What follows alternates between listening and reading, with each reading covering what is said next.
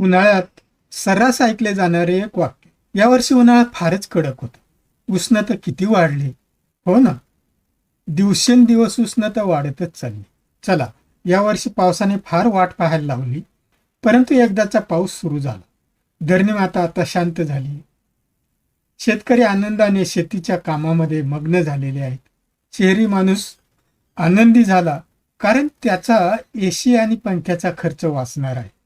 पण या दोघांमधीलच अजून एक वर्ग आहे आणि तो आहे वारकरी. पावसाळा सुरू झाल्यावर आषाढ महिन्यात त्याला पंढरीच्या वारीचे वेध लागतात. यंदाच्या वारीची सुरुवात 7 जुलैला होत आहे आणि समाप्ती 25 जुलै 2026 रोजी आषाढी एकादशीला होते. नमस्कार, मी आहे बाबूजी गुरु आणि तुम्ही पाहता रियाची पायपिठे चॅनल. आजच्या या व्हिडिओत आपण अशा एका परंपरेबद्दल जाणून घेणार आहोत जी महाराष्ट्राच्या मातीत आणि संस्कृतीत खोलवर रुजलेली आहे. पंढरपूरचा विठोबा आणि शेकडो वर्षापासून चालत आलेली ही अफाट अशी वारी. आषाढी वारी ही केवळ एक धार्मिक पदयात्रा नसून ती महाराष्ट्राची एक अद्वितीय सांस्कृतिक, सामाजिक आणि समतेचा एक जिवंत इतिहास सांगणारी परंपरा आहे.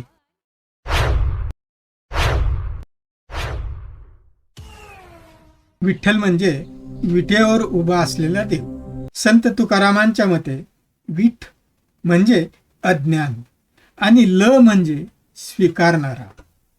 म्हणजे अज्ञानी व भोळ्या भक्तांनाही प्रेमाने स्वीकारणारा परमेश्वर म्हणजे विठ्ठल. पुंडलिकांच्या कथेनुसार आईवडिलांच्या सेवेत मग्न असलेल्या पुंडलिकाने भगवान विष्णूंना थांबण्यासाठी वीट दिली.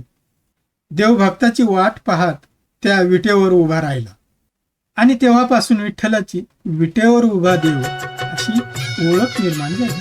आणि या वारकरी संप्रदायाने कर्मकांडापेक्षा भक्तिभाव, नामस्मरण, भजन आणि समानता यांना महत्त्व दिले. संत नामदेव, संत तुकाराम, सेनानाई, नरहरी सोनार, कान्होपात्रा तसे मुस्लिम संत शेख मोहम्मद यांनी जात, धर्म आणि लिंगभेद दूर करून समाजाला एकतेचा संदेश दिला. या वारीची व्याख्या अशी सांगितली आहे. वारी म्हणजे महाराष्ट्रातील विविध गावातून सुरू होऊन आषाढ व कार्तिक महिन्यात शुद्ध एकादशीला पंढरपूर येथे संपणारी सामुदायिक पदयात्रा. मग या वारीचे वैशिष्ट्य काय आहे? यात लहान मोठा, गरीब श्रीमंत किंवा जाती धर्माचा कोणताही भेदभाव नसतो. सर्व समाजातील भाविक सहभागी होतात. वारीचा इतिहास व कालखंड थोडक्यात पाहूया. पंढरपूरची वारी ही महाराष्ट्राची 800 वर्षांहून अधिक जुनी आणि जगातील सर्वात मोठ्या पायी धार्मिक यात्रांपैकी एक आहे. या पंढरीच्या वारीची परंपरा 13व्या शतकापासून किंवा ज्ञानदेव पूर्व काळापासून चालत आली आहे. वारीची नेमकी सुरुवात कधी झाली यावर भिन्न मते आहेत. एका सिद्धांतानुसार 13व्या शतकातील संत ज्ञानेश्वर महाराजांचे वडील विठ्ठलपंत यांनी आषाढ आणि कार्तिक महिन्यात पंढरपूरची वारी सुरू केली. दुसऱ्या सिद्धांतानुसार संत ज्ञानेश्वर आणि संत तुकाराम स्वतः पंढरपूरची पायी यात्रा करत असत. वारकरी संप्रदायाची पायाभरणी खऱ्या अर्थाने संत ज्ञानेश्वर महाराजांनी 13व्या शतकात केली.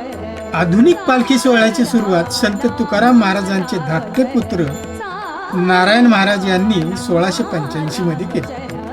त्यांनी संत तुकारामांच्या चांदीच्या पादुका पालखीत ठेवून देहूहून आळंदीला आणि तिथून संत ज्ञानेश्वरांच्या पादुका सोबत घेऊन पंढरपूरला नेण्याची प्रथा सुरू केली.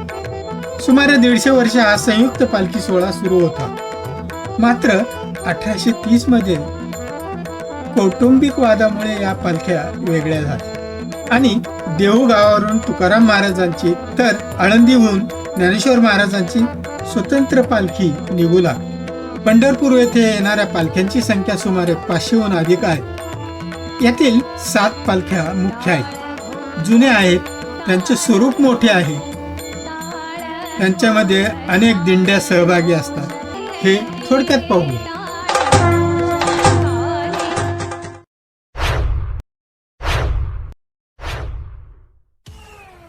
निवृत्तीनाथांची पालखी. निवृत्तीनाथांनी त्र्यंबकेश्वर येथे समाधी घेतली. ते ज्ञानेश्वराचे थोरले बंधू व गुरु होते. त्यांच्या मठातून ही पालखी निघते. पंढरपूर येथे पोहोचण्यास 27 दिवस लागतात. दुसरी आहे मुक्ताईची पालखी. जळगाव जिल्ह्यातील मुक्ताई नगरमधील कोथंबी येथे मुक्ताईचं मंदिर आहे. येथून ही पालखी निघते. अंतर सुमारे 600 किलोमीटर आहे. 29 दिवसाचा पायी प्रवास करते. संत एकनाथांची पालखी.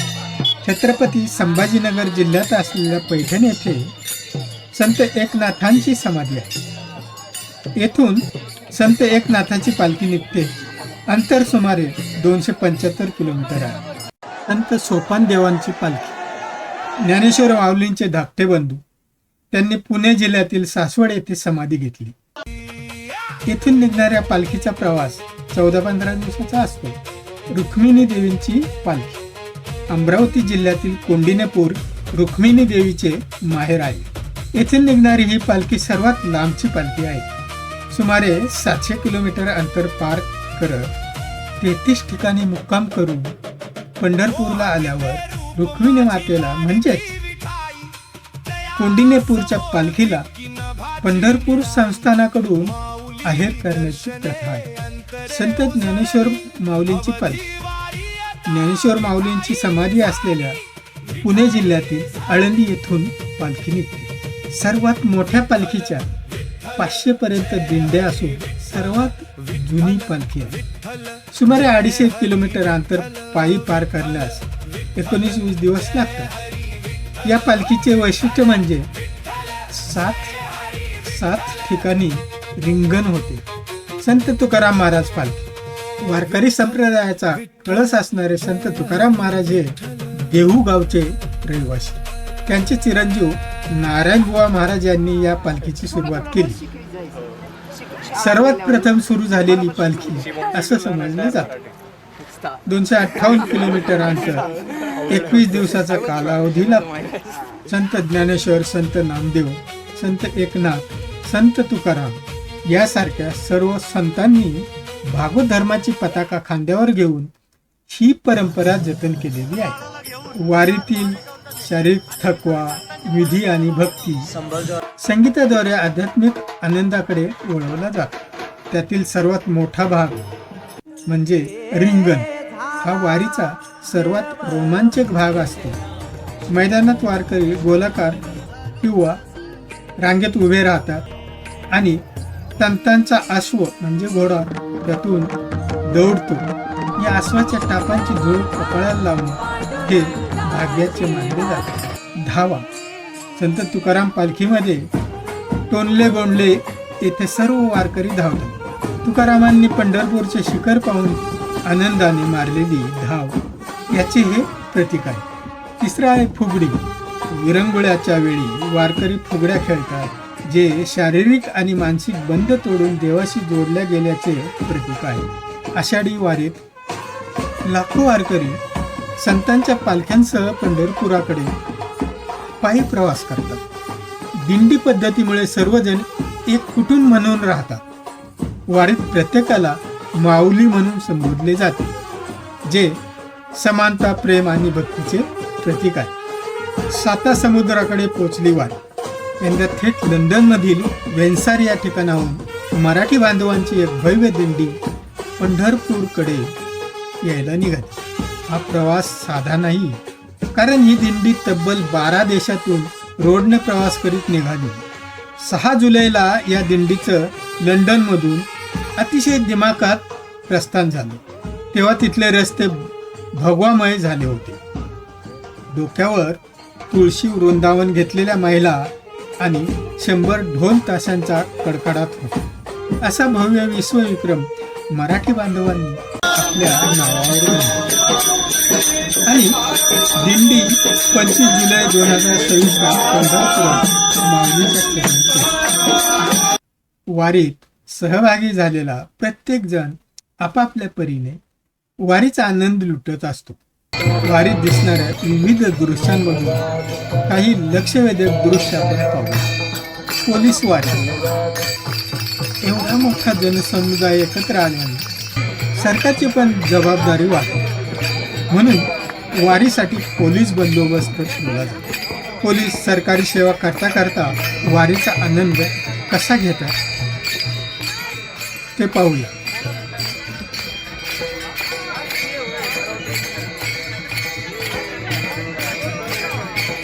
परत संधी भेटणार नाही. आता ट्रेनिंग संपल्यानंतर परत संधी भेटणार नाही.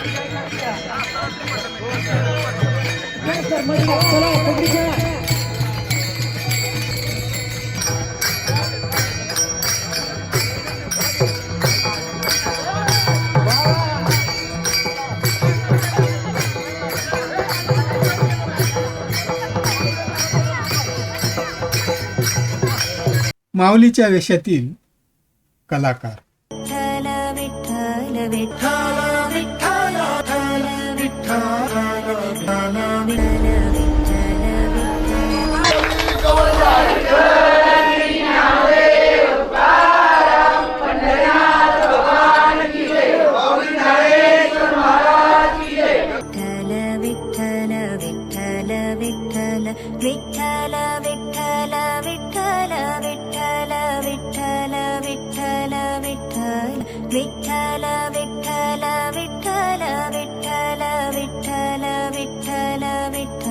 वारीला जाता आलं नाही म्हणून काय झालं, तरी पण वारीचा आनंद घेत आहे. पहा ही मुंबईतील चर्चगेट रेल्वे स्टेशनवरची आणि लोकलमधील वारी.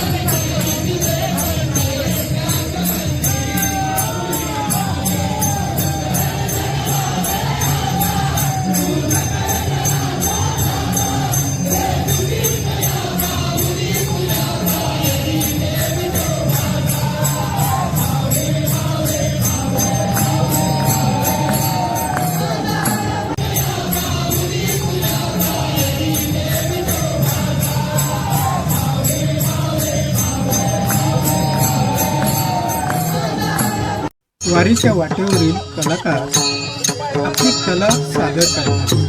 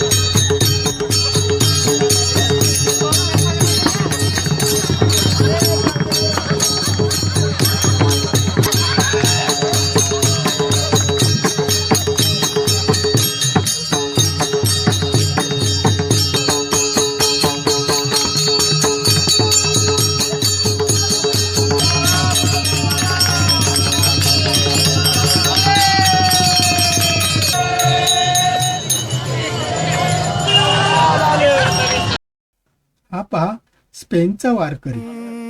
रामकृष्ण हरी चला पंढरीच्या वारी,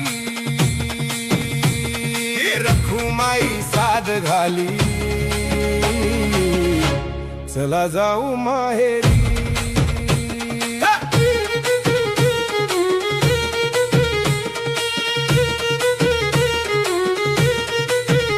ओय भक्ती प्रेमाची सोबत घेऊन शिदोरी, नाचत गात निघाले चंद्रभागा तिरी. अथक चालती रे आस दर्शनाची, तहान भूक ही हरेले कृष्ण हरी चला पंढरीच्या वारी रखुमाई साद घाली चला जाऊ माहेरी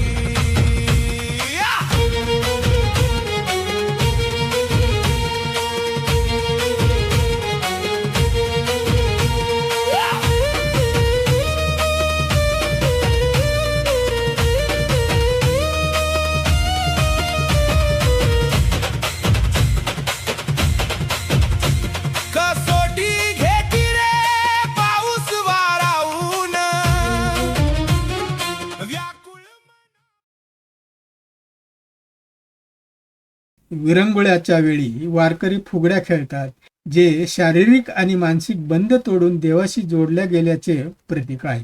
यंदाच्या वारीत गाजलेली फुगडी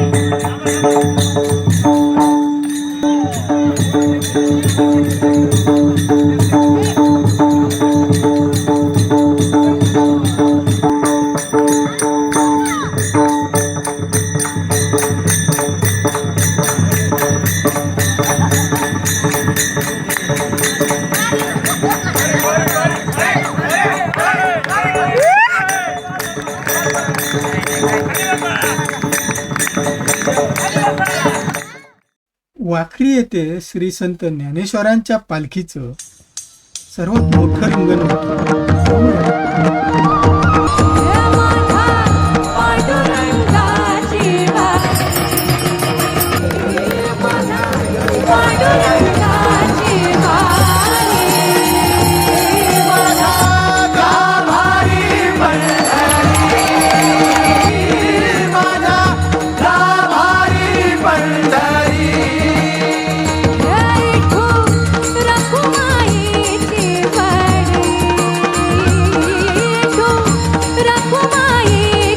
So